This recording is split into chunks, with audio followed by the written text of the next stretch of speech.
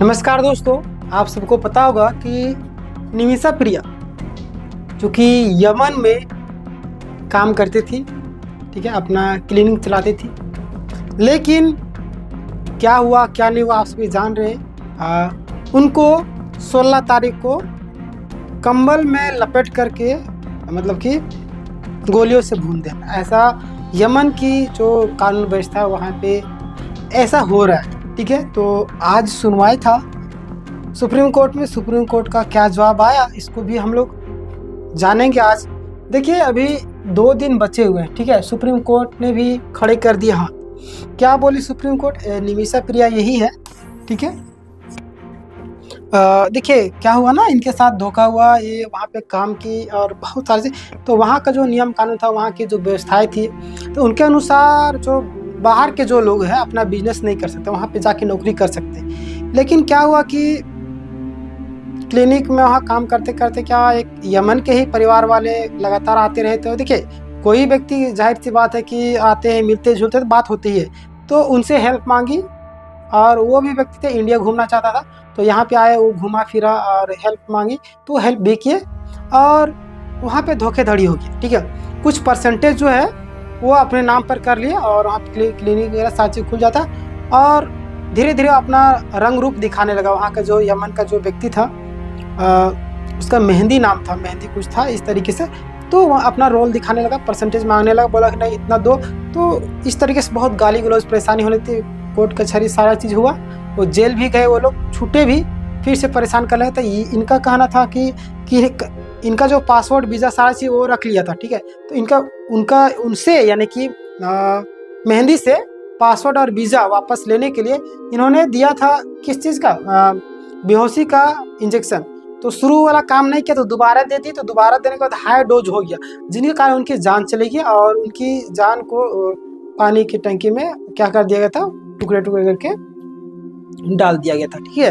तो इसी के चलते वहाँ के जो पता चलता है तो जेल वगैरह साची हो जाता है। कई साल से केस लड़ते लड़ते आज फाइनली सुप्रीम कोर्ट में सुनवाई था। रोक लगाने के लिए सुप्रीम कोर्ट ने क्या जवाब दिया, जैसे कि आप सबको पता होगा कि यमन और हमारे देश में उतना ज़्यादा लिंकअप है नहीं, जिनके कारण कोशिश की जा रही पूरी तरीके से। वहाँ पे बोला भी गया कि हम लोग कोशिश कर रहे हैं, लेकिन हमारा भी एक क्राइटेरिया होता है, हमारा भी एक हद है, उस हद तक हम लोग गए, पूरे कोशिश किए। अब देखिए आने वाले दिनों में क्या होता है। कल जैसे 16 तारीख को समझिए कि बोला जा रहा है कि शायद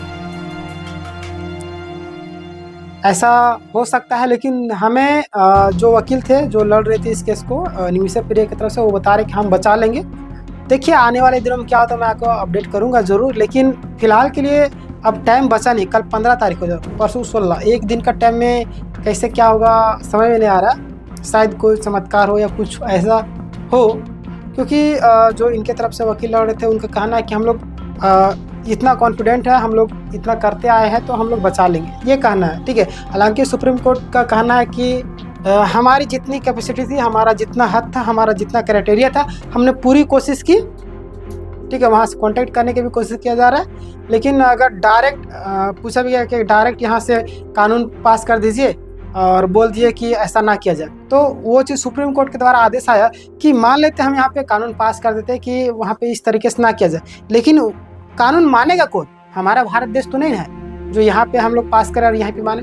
तो कानून मानने के लिए वहाँ से ये होगा ना, वहाँ के लोग मानेंगे तब ना। लेकिन वहाँ का कानून क्या, खून के बदला खून। अब एक ही चीज़ उपाय बचा है कि ब्लड मनी, ठीक है, यानी कि $1 मिलियन, $1 मिलियन, हाँ उतना ही लगभग। बोला कई सारे कंडीशन दिए गए वहाँ पे कि आपके परिवार को जहाँ पे आप बचना चाहते हैं वहाँ पे जा सकते हैं, वहाँ पे आप पूरा खर्चा करेंगे और कई सारी चीज़ें सुविधाएं देने की बात की है। लेकिन वहाँ के अगर परिवार वाले मान सकते हैं तो ठीक है, यही चीज़ बात करने की कोशिश किया जा रहा है, यानी कि कुछ पैसे दिए जा रहे हैं, शायद पैसा ले ले और परिवार वाले माफ़ कर दे तो शायद मामला ख़त्म हो जाएगा। लेकिन वहाँ के लोग थोड़ा सा ज़िद्दी तरीके से बोल सकते, इतना कॉन्टेक्ट करने की कोशिश किया जा रहा है लेकिन मान ही नहीं रहे। अब देखिए क्या होता है, अपडेट मैं आपको ज़रूर करूँगा, लेकिन हमें नहीं लगता है कि इस तरीके से करना चाहिए, क्योंकि जब कोई व्यक्ति एक बार गलती हो जाता है तो उस चीज़ को स्वीकार कर रहा है और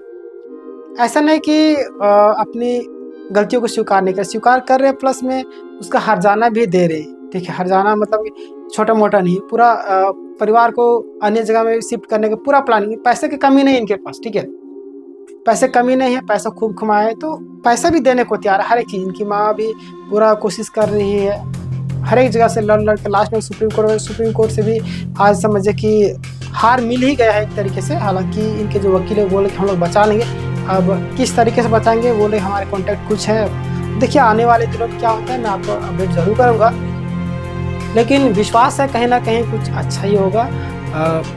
देखिए क्या होता है आगे, बाकी बात